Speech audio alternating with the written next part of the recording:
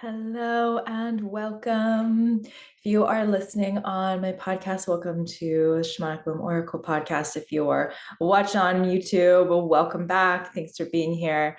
If you are new here, my name is Shannon. I am a shamanic practitioner. I specialize in womb healing shamanic work and soul healing shamanic work.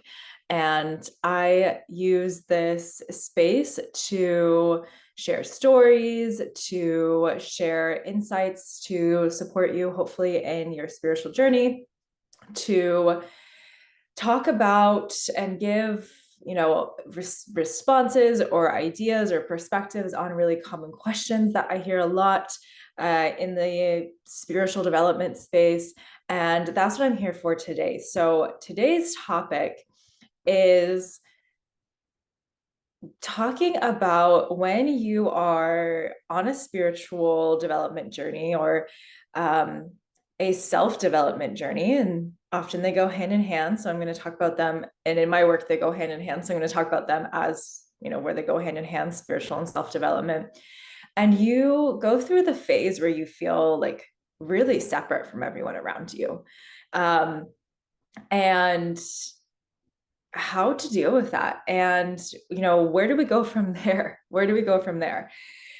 This topic came up within the last week in one of my group containers, and I just thought that this was such an interesting topic that really would be so helpful to perhaps talk a little bit more about, so that if you're coming to this and you're like, oh my goodness, I don't know what to do about this, I feel so separate. Well, hopefully this can help a little bit. So I'm going to share some perspectives and some advice from the shamanic lens that I work within that will hopefully help you move forward through this phase of your journey. Okay, so let's talk a little bit about the actual journey when we enter often a spiritual self-development phase of our lives. When we come to spiritual healing work, I have a whole podcast video about why do we come to this work, right? Why do we come to this work? Why do we do spiritual healing work? So I'm not going to go back into that. But when we come to this work, we generally are coming to spiritual and self-development work because something in our life is just it's not tenable anymore. We can't do it. We can't live with the way things are. Whether that is our relationships are just not working anymore, and we're feeling like, oh my God, I need to break this patterning. Our jobs aren't working. We're not happy in the world in the way that we've been. Our health, our body doesn't feel good, and we can't find the answers within the mainstream system, or because we are carrying, and it could be a combination of all these things, because we're carrying heaviness and grief and trauma and pain, whatever it may be for you.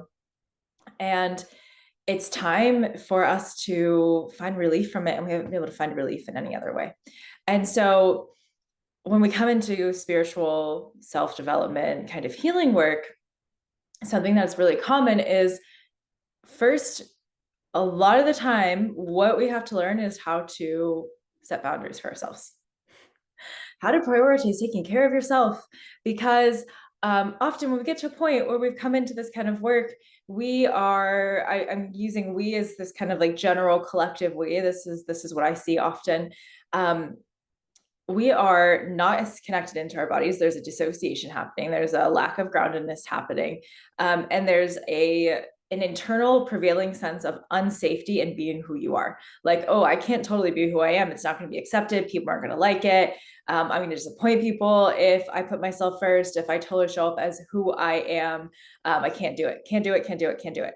That is kind of the prevailing underwriting, I guess, energy that, or energetic that is happening for the average person when they come to spiritual healing and development work.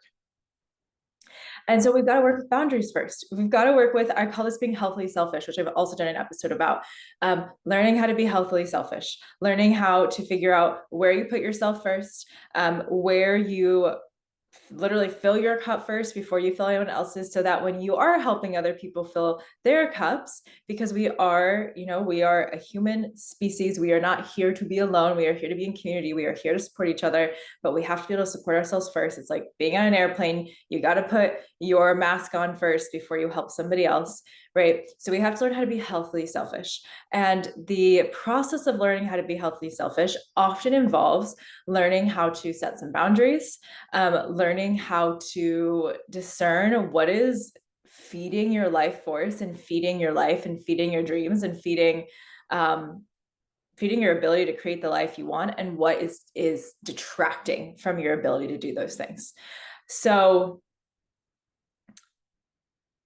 this is the phase, and this can go on for a long time, honestly. I mean, this is something that I'd say often this phase goes on for a few years is very common, but at the very least a few months of really figuring out, like, how do I resource myself? How do I need to be taking care of myself? Where am I overgiving? Where it's truly an overgiving. Like, this is draining me. This is too much. This is depleting me. Right. And also, as we're going through this, this journey where boundaries and looking at where we're giving our energy to, like, that's part of our work. We're also going through healing work, right? So we are discovering, perhaps for the first times, these inner parts of ourselves that we have not gotten to know. That could be your inner child or your inner teenager. It could be your inner mystic. It could be your inner healer. There's all these different aspects of ourselves that most of us, until we come to this path, this kind of spiritual healing work, we don't know these parts of ourselves, or we know them in a very, like, sterilized therapy way. And I'm not, by no means am I dissing therapy. I think therapy is incredible, but the way that, like, I've done my fair share of therapy as well as shamanic healing work. And the way that you talk about, like, an inner child in a therapeutic setting has always, at least in my experience, been much more like,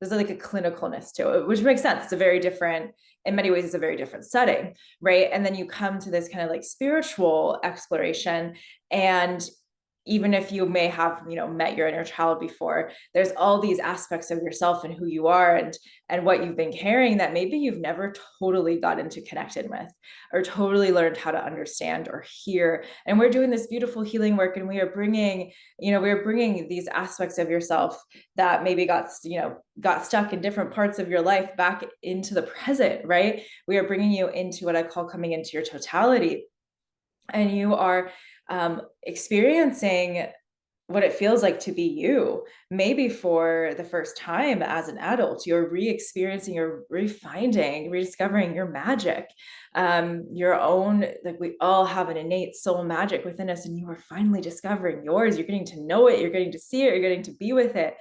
And as we're in this process, which, again, this is a process, right? This takes time. This unfolds. This doesn't just happen overnight, or happen in a few weeks.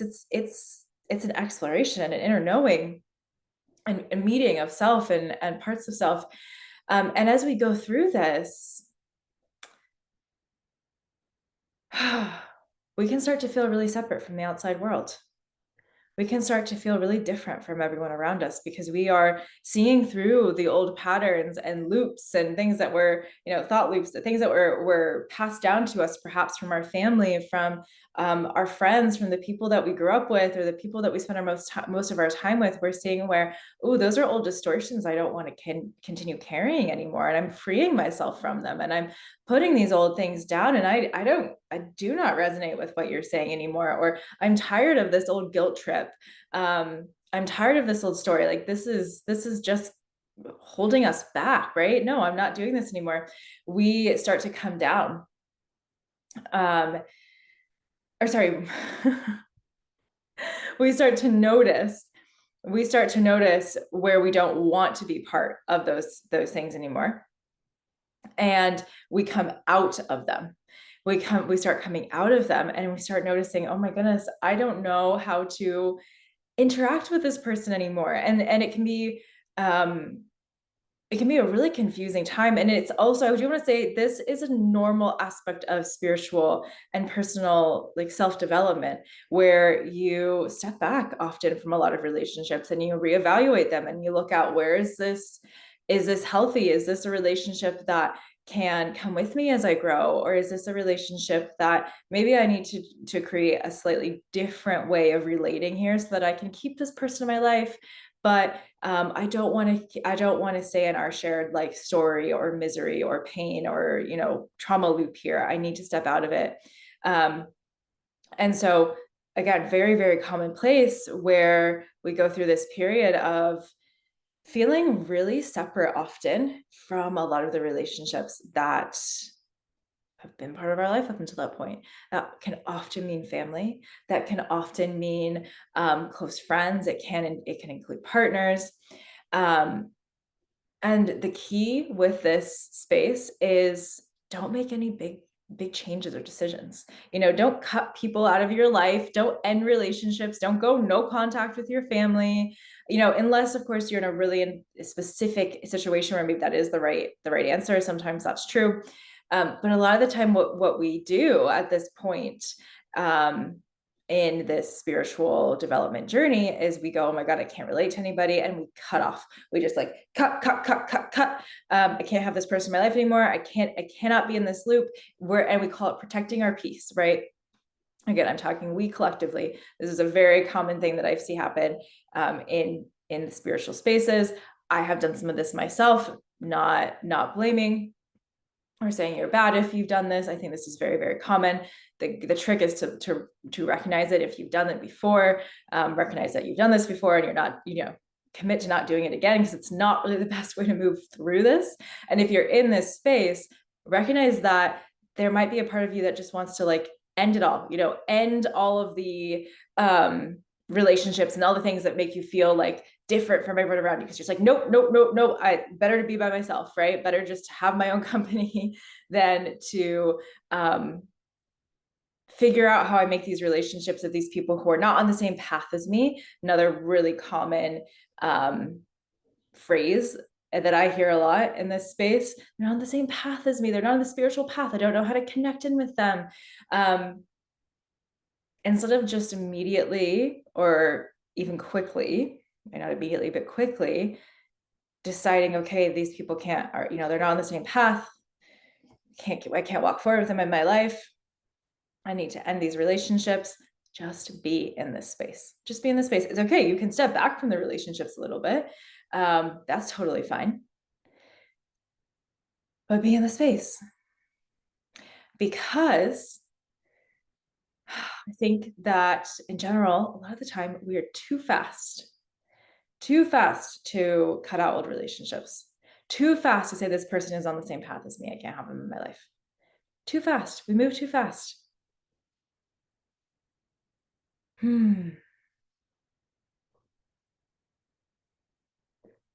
Life is complicated and relationships are complicated. And it's important to have places where you can connect in with people who share a similar connection to the earth, to spirit, to self, to growth as you do.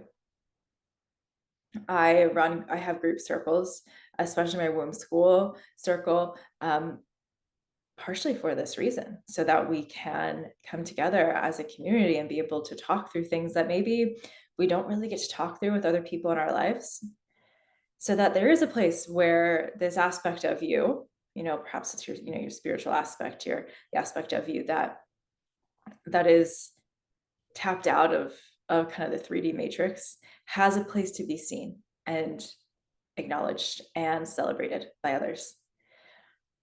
And the relationships, the people that are not on that path, that are not, spiritually awakening, that are probably never going to in the way that you have, who are maybe never going to look at their, limiting beliefs or trauma patterns or, negative thought spirals. Those people, it's not necessarily the best thing to just go, nope, can't have in my life anymore. Because at a certain point, when you let yourself be in the discomfort of, I feel so separate, I feel so separate from everyone around me. Maybe there's no one who gets me. Maybe I'm only safe to be me in this one little group.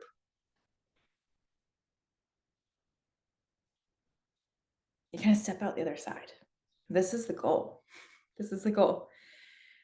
You step out the other side and you realize that you can, and really the most loving, if you want to call it spiritual, high frequency thing you can do is to love everyone around you no matter where they're at.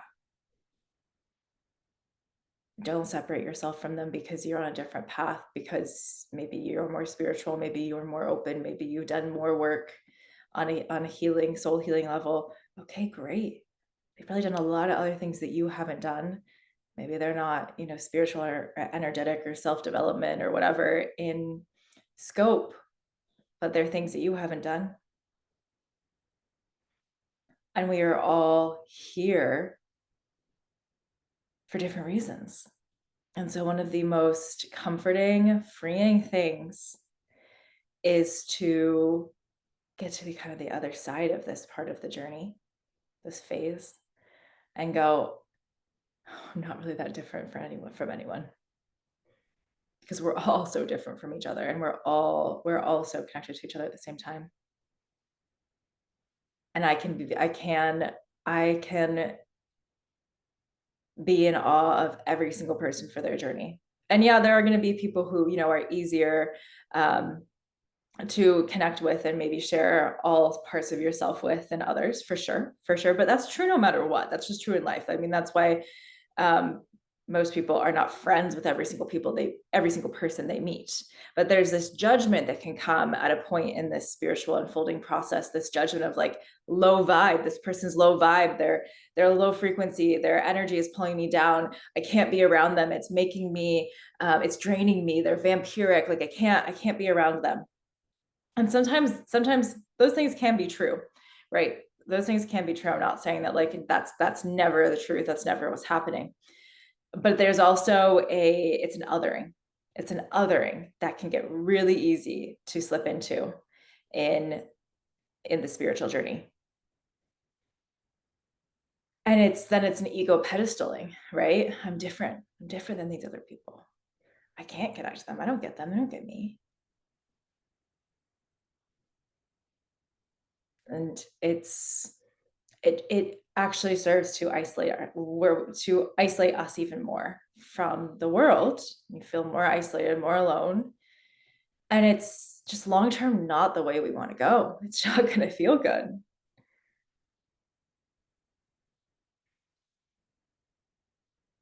But it's a very valid stage to go through because you're rediscovering yourself. That's really what spiritual healing work does, is it brings you through a process of rediscovering yourself. So of course, your old relationships and ways of relating and how you've shown up in the world, like those things are going to feel weird and probably not right sometimes. And that's okay. It's a way of shifting how you show up in the world and who you are in the world.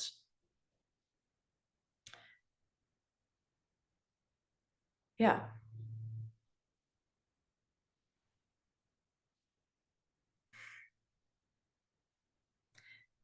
So if you're in this stage, my advice to you is to be with it. There is a part of your ego right now that feels so separate and so different from everyone else around you. That feels like I can't be in the same space as I used to be in. That's okay. That's okay. There are definitely spaces that I used to spend more time in before I deepened onto my spiritual path. I don't spend time in anymore. I don't. Or I don't as much. A really fun example actually is, okay, so pre truly opening and accepting my spiritual gifts and my spiritual reality, I used to spend a lot of time in I was in as a college student, right? I spent a lot of time in bars or clubs or things like that. Thought they were super fun. Um, and then I went through my deep awakening, went through my deep trainings, went into my stage of feeling other from so much of the world, so much of society. And if I ever stepped into, like, I have a really clear memory of a friend asking me to come to like a line dancing, like a country dancing bar, and I don't country dance, but I was like, okay, like sure, I guess I'll try. Like, I was like, maybe I can try and learn. Maybe that would be fun. Yeah, did it become a hobby? It wasn't an environment that was really my thing, but it was that was such a clear memory to me of feeling so deeply in the other, so deeply other, like so deeply like I can't connect to this. I hate being here. This is low vibe. This is low energy. This is low. Like, no, I can't do this. I can't be here. No, thank you. Um, really like felt like it got my nervous system in a bad way. It triggered my like my what's the what that this is how it felt like. Just cringy and no, just not good, right? Triggered my defense mechanisms. And I didn't go back for a long, long time. And now I haven't gone back into, this was a few years ago. I haven't gone back into, a bar or anything quite like that since then. But for example, around Christmas time, my partner and we went into a little like pub restaurant. And we sat at the bar and we had a Guinness, which also, years ago in my spiritual journey, I was like, alcohol is the worst thing in the world. I will never have it. Now, do I have alcohol like often or consistently? No, I still don't. But that was also another big, like, I'm other, I'm different from the world. And then something that really helped over time was my teacher, my shamanic teacher, telling me you can use anything medicinally sometimes. Anything that's used, substance wise, that's going to alter essentially your consciousness, that you're not using medicinally in some sense, like, yeah, it's not great, but like you can be human, and you can be, very aware and grounded in substances if you want to use them sometimes, right? So we went into this like pub bar, or pub restaurant to have a Guinness, and it was just fun. Was it a very different vibe than like a dance bar? Sure. But it's still just an example of the growth, this spiritual like path, this journey where I found that's very common. I know for myself it was very strong at certain points where I was like, no, I can't be in these places that I used to like. It's too low vibe. It's taking my energy. I can't do it. Can't be there. And then as I've gotten past that point of just feeling so other and different, and like no one around me gets it, and you know, um, kind of judgy on an ego level for sure in hindsight of like, oh, this, there are these people in my life who are never going to do this work, and they're never going to understand themselves as deeply. They're never going to understand the world as deeply. I don't know that we can be as close, whatever. All these thoughts, all these distortions, really distractions from reality, from the truth that everyone's path is different. As I've come out the other side of that, I really don't care. The things that a few years ago I would have been like, oh no, I can't be there, I can't do that, like, oh, whatever, it's fun, nothing can hurt me. I don't want to, from going into a bar, for example, I know no energy can siphon from me that I'm not giving permission to do so. Like, I'm fully in control of my field, whatever, I can be wherever I want, doesn't matter. I'm strong and grounded and protected, which used to be something that I feel like, oh my god, no, that's a place where like you're going to be siphoned, energetically. And my point is, what I'm trying to come back to is that is the overarching idea, or really what I found to be reality, that when you get out of your own way, eventually, it doesn't have to happen fast. It doesn't have to happen immediately. I do think it's a phase. I do think it is an important phase to go through, where you let yourself really like notice what's out of alignment, or what feels out of alignment in your relationships, and really question, is this serving? Is this really serving?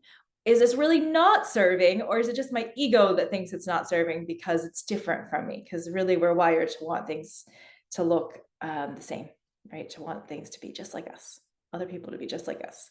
Then you just kind of, at a certain point, isn't the whole point love, right? Isn't the whole point tolerance for everybody?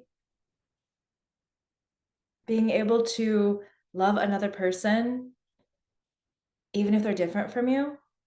Now, I don't believe that doesn't necessarily means I don't look at people who are doing terrible things in the world and just have love for them. I don't mean that. I mean like just like the average other human that we meet on the street or the grocery store or whatever. They're going to be different than us, and we're going to be different than them. And feeling like we can't be in environments because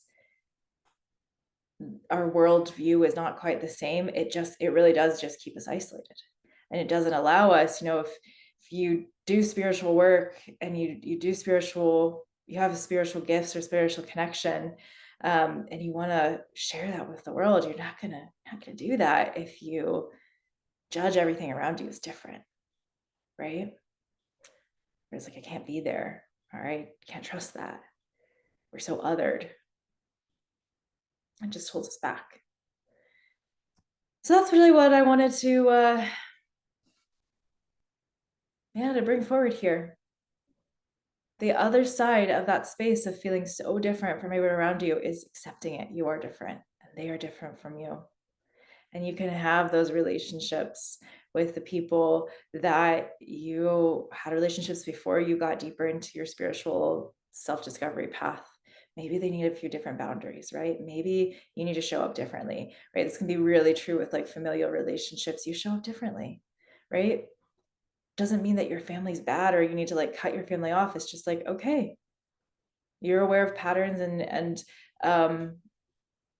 patterns that your family falls into that you don't want to play into anymore. Okay, great. That's on you to show up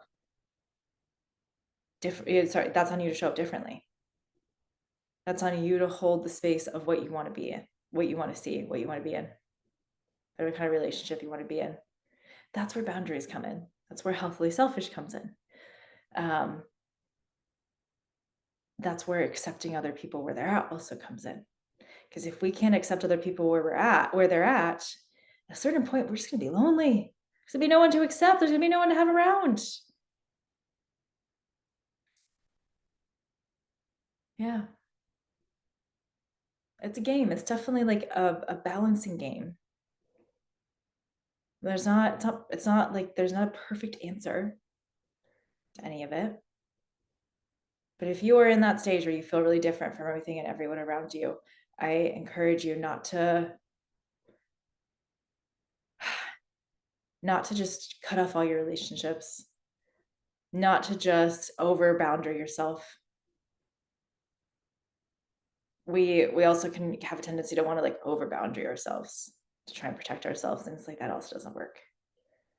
What's really important? Where do you really need to protect your peace? That's where you boundary yourself. You can't boundary yourself to everything, or you're just cutting yourself off from the world, right? So I encourage you to just be with it. It's a weird stage. It's an uncomfortable stage. It does not have to last forever. And part of not letting it last forever is being aware of where the ego wants to make all these stories about what it means and how different you are, and all that kind of stuff. Not letting it catch the ego before it keeps going. Like, nope, we're not playing into that actually. Thanks. No thanks. Yeah. Remember that the whole point of opening more spiritually being more heart-centered and spiritually connected, the whole point is to be connected more into universal love, is to break down the barriers that keep us feeling separate. And so it is ironic that a barrier, a phase that a lot of us, maybe all of us, go through is feeling different. Well, we don't want to stay there. Otherwise, we're not breaking anything down. We're staying in an old status quo, and that's not very fun. Okay.